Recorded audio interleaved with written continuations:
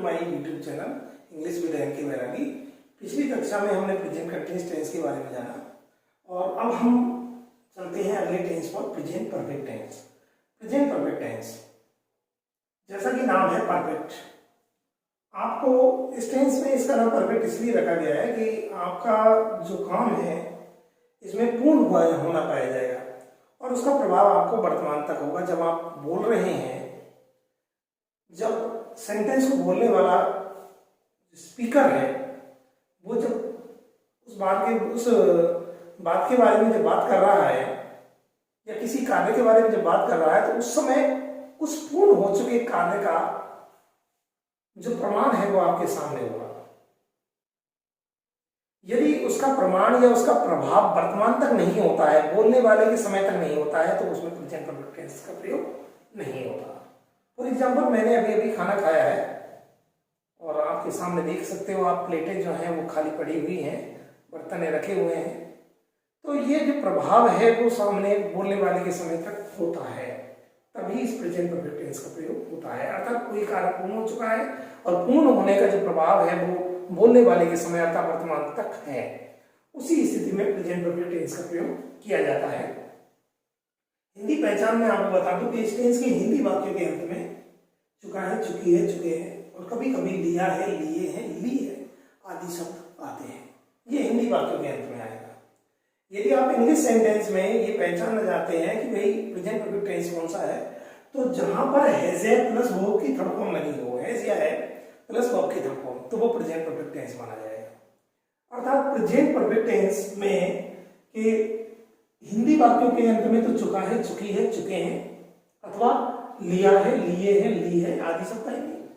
और अंग्रेजी वाक्य में आपको क्रिया के रूप में हैज या है प्लस वर्ब की थर्ड फॉर्म का प्रयोग किया जाएगा। बहुत आसान टेंस है हैज या प्लस वर्ब की थर्ड फॉर्म। एक बात और बता दूं मैं कि जितने भी परफेक्ट टेंस हैं इंग्लिश के अंदर, चाहे वो प्रेजेंट परफेक्ट हो, चाहे पास्ट परफेक्ट हो, चाहे फ्यूचर परफेक्ट हो, तीनों में ही थर्ड फॉर्म का प्रयोग किया जाता है। वर्ब की थर्ड फॉर्म जो होती है उसका अंग्रेजी में जो उसका असली नाम है, जो ओरिजिनल नेम है इसका, वो है पास्ट पार्टिसिपल फॉर्म। जैसा मैंने पहले बताया था, आईएनजी वाली जो फॉर्म होती है उसे फोर्थ फॉर्म और प्रेजेंट पार्टिसिपल फॉर्म कहते हैं। ऐसी थर्ड फॉर्म जो होती है इसका नाम पास्ट पार्टिसिपल फॉर्म होता है। तो पास्ट पार्टिसिपल जो फॉर्म है अर्थात थर्ड फॉर्म जो है वो तीनों ही परफेक्ट टेंस में यूज होती है, चाहे वो प्रेजेंट परफेक्ट हो, चाहे वो पास्ट परफेक्ट हो, चाहे फ्यूचर परफेक्ट हो।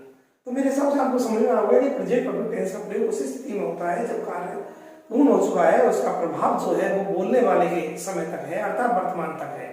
वर्तमान में जो व्यक्ति बात कर रहा है उस बारे में ये काम पूर्ण हो चुका है, उस समय उसके अवशेष, उसका प्रभाव बोलने वाले के समय तक है, उसका प्रमाण उसके सामने है कि ये काम पूर्ण हो चुका है। और अंग्रेजी वाक्य के अंदर इसके लिए हैज प्लस वर्ब की थर्ड फॉर्म का प्रयोग किया जाता है। बात यहाँ की है कि हैज का प्रयोग कहाँ होता है और हैव का कहाँ होता है। तो मैं आपको बता दूं, ही सी इट है नेम, ये बार बार बताया जा रहा है ही सी इट नेम, जिसे थर्ड पर्सन सिंगुलर कहा जाता है। मैंने आपको पिछली कक्षा में इसके बारे में बताया कि थर्ड पर्सन के अंदर 4 व्यक्ति होते हैं, मतलब 4 व्यक्ति का मतलब 4 प्रोनाउन होते हैं, ही सी इट और दे। इनमें ही सी इट तो होता है सिंगुलर और दे होता है प्लूरल। अर्थात third person singular he see it, और ही सी इट का प्रयोग एक नेम के लिए होता है, एक नाम के बदले में होता है। तो ही सी इट नेम के साथ तो हैज लगेगा और शेष जो बच गए उनके साथ है। शेष कौन कौन से बच गए, तो उस दिन भी मैंने आपको गिनकर बताया था। तो शेष कौन सा बच गया, फर्स्ट पर्सन बच गया, फर्स्ट पर्सन में दोनों बच गए आई और बी, उसके संग हैव लगेगा। सेकंड पर्सन में यू सिंगुलर बच गया, यू प्लूरल बच गया, तो उसके संग। और थर्ड पर्सन प्लूरल अर्थात दे, और दे किसके लिए लगता है, एक से ज्यादा नाम के लिए अर्थात नेम्स के लिए। तो I we you first person, second person and they, और थर्ड पर्सन प्लूरल और नेम्स के साथ हैव का प्रयोग किया जाता है। तो हैज का प्रयोग थर्ड पर्सन सिंगुलर और शेष के संग हैव का प्रयोग किया जाएगा और मुख्य क्रिया की थर्ड फॉर्म का प्रयोग किया जाएगा। तो मेरे हिसाब से आपको प्रेजेंट परफेक्ट टेंस बहुत समझ में आया होगा और ये भी क्लियर हो गया कि तीनों ही परफेक्ट टेंस में आप थर्ड फॉर्म का प्रयोग करोगे, जिसको पास्ट पार्टिसिपल फॉर्म कहा जाता है। आज के लिए इतना ही, मिलते हैं अगली वीडियो में। चैनल के साथ बने रहिए। वीडियो पसंद आ रही है तो लाइक करिए और चैनल को सब्सक्राइब जरूर कर लें।